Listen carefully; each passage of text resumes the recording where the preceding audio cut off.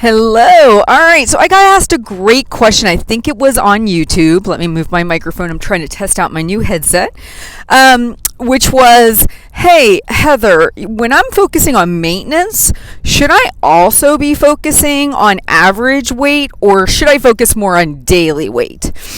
And so I want to just continue to beat this drum because I feel like no matter how much I say it, it still needs to be said. Your daily weight fluctuates 2 to 6 pounds any given day.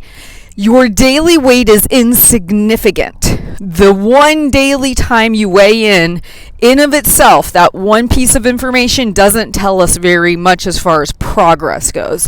What does tell us a lot is your average weight. So if I had you weigh in 7 times, once per day, I added it up, I divided by 7, I'm going to get an average. Let's just say week 1, it was 157.2.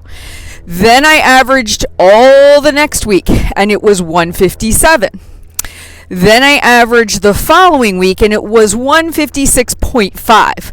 What we can assess by removing or averaging in all the discrepancies is there is a downward trend in your weight. You went down 0.2 the first week, if I'm not mistaken, and then 0.5 the second week. This gives us a much more accurate, much more realistic depiction of your efforts over time. So even in maintenance, this is where I would encourage you to go. What that looks like is once you've kind of deciphered, okay, I want to stay in a 5-pound range. Let's say you want to stay between 150 and 155 average pounds. What that means is when your average starts to creep up 155.5, 155.6, 155.7, week after week you're seeing it slightly going over that 155 mark. You know you're outside your goalpost. You know that, okay, my goalpost is 150 to 155. You would want to start to think about maybe scaling back what you're doing to bring your weight back into your goalpost range where you would like to stay. If this keeps happening, then maybe you've not set your maintenance range in a realistic way. But for the people who really think, okay, I'm really comfortable in this range, I know that, then you just constantly reflect on your average weight, not your daily weight. If it starts to creep down below 150 consistently, then obviously there's been a change in your eating. Maybe there's a medical condition you need to go get checked out. But you would again see 149.5, 149.3. You'll see an average decrease in your weight below your goalpost. It all works the same. Okay, so you're tracking your average weight in relationship to 2 markers that you've put into place for yourself.